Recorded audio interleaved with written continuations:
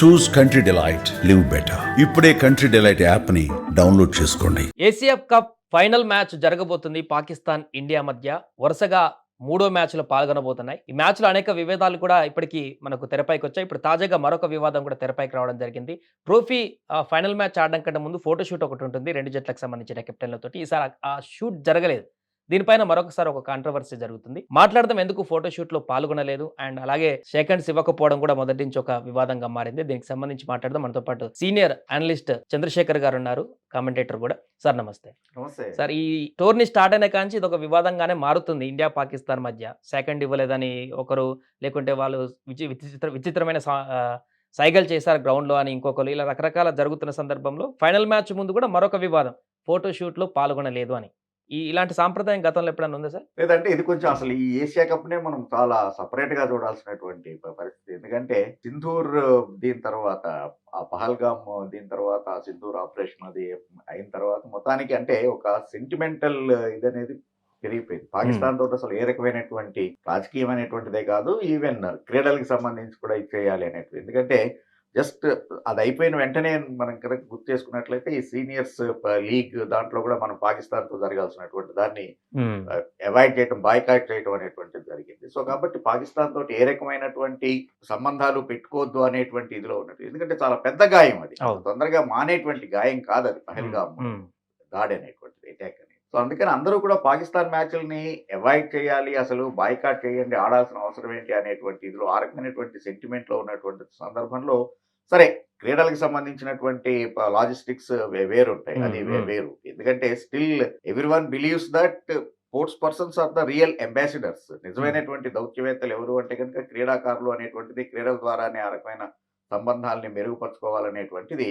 Even Pokhran దాడి తర్వాత కూడా గుర్తు చేసుకుంటే కనుక దాన్ని మనం కొంత మొదట్లో వ్యతిరేకించినా కూడా ఎస్ క్రీడల జోలికి వెళ్ళొద్దు అనేటువంటి దాంతో మనం యాక్సెప్ట్ చేసాం. సో అందుకని అలాంటి తరుణంలో ఆటం అనేటువంటిది ఆడతాము, ఒబేది గవర్నమెంట్ ఆర్డర్స్, ఎందుకంటే సెంట్రల్ గవర్నమెంట్ క్లియరెన్స్ ఇచ్చింది ఆడొచ్చు అని. So BCCI of course taken the decision as per the central government ruling. So అందుకని ఆడతాం అయితే ఆడతాం, కానీ ఆ రకమైనటువంటి స్నేహభావాన్ని దాన్ని గ్రౌండ్ లో కొనసాగించాల్సినటువంటి అవసరం లేదు అనేటువంటి దాంతో మన వాళ్ళు ఆ షేక్ హ్యాండ్ ఇవ్వద్దు అనేటువంటిది తయారు చేశారు. దానివల్ల ఏంటంటే ఒక రకంగా అంటే మ్యాచ్ మీద అసలు ఏమాత్రం ఇంట్రెస్ట్ లేనటువంటి దాన్ని ఒక హైప్ తీసుకుని వచ్చారు. ఎందుకంటే సహజంగా ఇండియా పాకిస్తాన్ మ్యాచ్ అనేటప్పటికీ ఏ ఫార్మెట్ అయినా కానీ ఒక హైప్ అనేటువంటిది ఉంటుంది. అది whether it is the media కావచ్చు, ఇప్పుడు సోషల్ మీడియా బాగా డెవలప్ అయిపోయింది, ఏదైనా సరే. కానీ అలాంటిది ఎటువంటిది లేనటువంటి సందర్భంలో ఈ షేక్ అండ్ డిఎం అనేటువంటి దాని వచ్చేవాడికి ఒక కొత్త ఇదనేటువంటిది, ఒక హైప్ అనేటువంటిది క్రియేట్ అయింది. సో దాన్ని అలాగా ఆటోమేటిక్ గా దాని రిఫ్లెక్షన్స్, దాని ఇంపాక్ట్ అనేటువంటిది ప్లేయర్స్ మీద ఆటోమేటిక్ గా పడుతుంది. పర్టికులర్ గా పాకిస్తాన్ ఎప్పుడు కూడా ఏ రకంగా కయ్యానికి కాలు దూదామా అనేది చూసేటువంటి మెంటాలిటీ ఉన్న వాళ్ళే, కానీ వాళ్ళు ఎప్పుడు సామరస్యంగా మనతోటి లేరు. ఈవెన్ అంటే మంచి కార్డియల్ రిలేషన్ రెండు దేశాల మధ్య ఉన్న సందర్భంలో కూడా ఆ రకమైనటువంటిది ఇది లేనే లేదు. అంటే you take even Saeed Anwar time కావచ్చు, సలీం మాలిక్, లేకపోతే కనుక ఈవెన్ రమేష్ రాజా లాంటి వాళ్ళు, జావేద్ మియాందాదు, కిరణ్ మోరే కుప్పిగంతులు అది మనం తీసుకుంటే కనుక ఇన్సిడెంట్స్ ని. సో అందుకని దాని నుంచి మళ్ళీ దాన్ని అలాగే క్రియేట్ చేస్తేనే ఒక రకమైన అట్రాక్షన్ ని ఆడియన్స్ లో, ఒక క్రీడాభిమానుల్లో ఒక రకమైనటువంటి దాన్ని క్రియేట్ చేయగలం అనేటువంటిది పాకిస్తాన్ వేసుకునేటువంటి ఒక జిత్తులు మారి ఇదే, కానీ అంటే ఏమాత్రం బేస్ లేనటువంటి టాక్టిక్సే, కానీ అది మిస్ఫైర్ అయింది వాళ్ళకే. ఈ రకమైనటువంటి ఇప్పుడు ఈ ఫోటో షూట్ అనేటువంటి అంశం కూడా ఏమైనా మలుపు తిరిగేటువంటి అవకాశం ఉంటుందా సార్? అంటే ఐసీసీ ఇప్పటికే రవ్కి హెచ్చరిక చేసింది, సూర్యకుమార్ కూడా హెచ్చరిక చేసింది ఆ వివాదానికి సంబంధించి. ఇప్పుడు ఈ ఫోటో షూట్ లో పాల్గొనలేదు అనే అంశం పైన కూడా ఏమన్నా మరలా ఐసీసీ హెచ్చరించే అవకాశం ఉందా? లేదంటే ఒక్కొక్కసారి you have to accept the facts. ఎప్పుడైతే షేక్ హ్యాండ్ అనేటువంటిదే మామూలుగానే ఒక కార్డియల్ రిలేషన్ ని ప్లేయర్స్ మధ్యన, దేశాల మధ్యన డెవలప్ చేసేటువంటి దాన్నే మనం ఎప్పుడైతే అవాయిడ్ చేశామో ఐసీసీ కూడా తెలిసిపోయింది ఇండియా పాకిస్తాన్ మ్యాచ్ ని అన్ని దాంతో పాటుగానే అన్ని నామ్స్ తో పాటుగా చూడాల్సినటువంటి అవసరం లేదు అనేటువంటి. సో ఫోటో షూట్ కి మనం వెళ్ళం, ఎందుకంటే సూర్యకుమార్ యాదవ్ చాలా క్లియర్ గా చెప్పాడు. ఈవెన్ యాక్చువల్ గా అంటే ప్రజెంటేషన్ అప్పుడు కూడా, ఎందుకంటే ఇప్పుడున్నటువంటి ఏసీసీ ఇది పీసీబీ చైర్మన్ ఏసీసీ ఇది.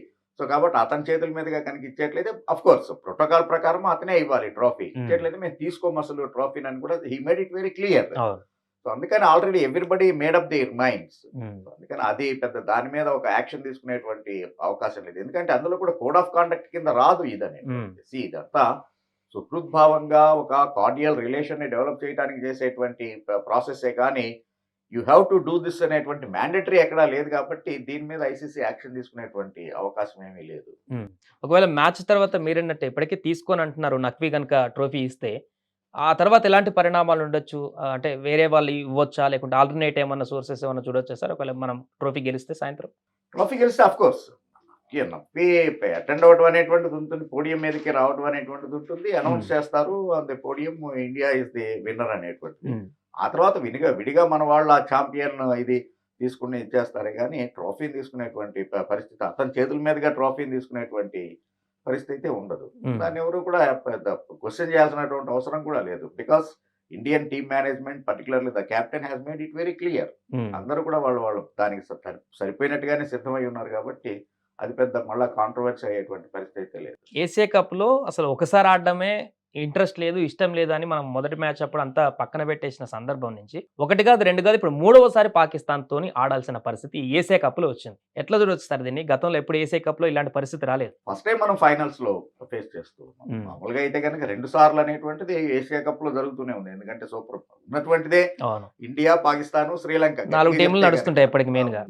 ఇది Hmm. అంటే మహా అయితే కనుక ఆఫ్ కోర్స్ బంగ్లాదేశ్ ఇది Hmm. తప్ప Hmm. నీకు పెద్ద టీం లేని లేవు కాబట్టి ఆటోమేటిక్ గానే ఇవి ఫస్ట్ లీగ్ ఫేస్ లోనూ ఆ తర్వాత నాకౌట్ ఫేస్ లో కూడా ఫేస్ చేసినటువంటి ఉంది. కాకపోతే 41 ఇయర్స్ లో ఫస్ట్ టైం మనం ఫైనల్స్ లో ఫేస్ చేస్తూ ఉన్నాం. దీని ఇంపాక్ట్ ఎలా ఉంటుంది అనేటువంటిది ఇందాక మనం చెప్పుకున్నట్టుగా ఫస్ట్ దానప్పుడు అంత ఇది లేకపోయినా ఇంట్రెస్ట్ లేకపోయినా కూడా Hmm. ఆటోమేటిక్ గా సెకండ్ మ్యాచ్ కి వచ్చేటప్పటికి మీరు గమనిస్తే కనుక ఆ షేక్ హ్యాండ్ ఇష్యూ దానివల్ల అంటే ఆన్ ద ఫీల్డ్ కన్నా ఆఫ్ ద ఫీల్డ్ జరిగినటువంటి ఇష్యూస్ వల్ల సెకండ్ మ్యాచ్ కొంత హైప్ అనేటువంటిది క్రియేట్ అయింది, కొంత ఇంట్రెస్ట్ కలిగింది, జనరేట్ అయింది, ఈవెన్ Hmm. యాక్చువల్గా వ్యూవర్షిప్ పెరిగింది అనేటువంటిది కూడా మనం వార్తలు విన్నాం. అవును. సో కాబట్టి ఆటోమేటిక్గా ఫైనల్స్ అనేటప్పటికి ఇంకా కొంచెం ఉంటుంది క్రేజ్. అది ఏంటి అనేటువంటిది కాకుండా ఏదైనా కానీ ఒక ఫైనల్స్, అందులోనూ the clear cut dominant country is India. Asia కప్కి వచ్చేటప్పటికి 8 టైమ్స్ మనం గెలిచాం అవుట్ ఆఫ్ 17. సో అందుకని డెఫినెట్ గా నా హైప్ అనేటువంటిది ఉంటుంది, ఆ ఇంట్రెస్ట్ అనేటువంటిది జనరేట్ అయ్యే ఉంటుంది. వాళ్ళ అందులో అనుమానం ఏం లేదు.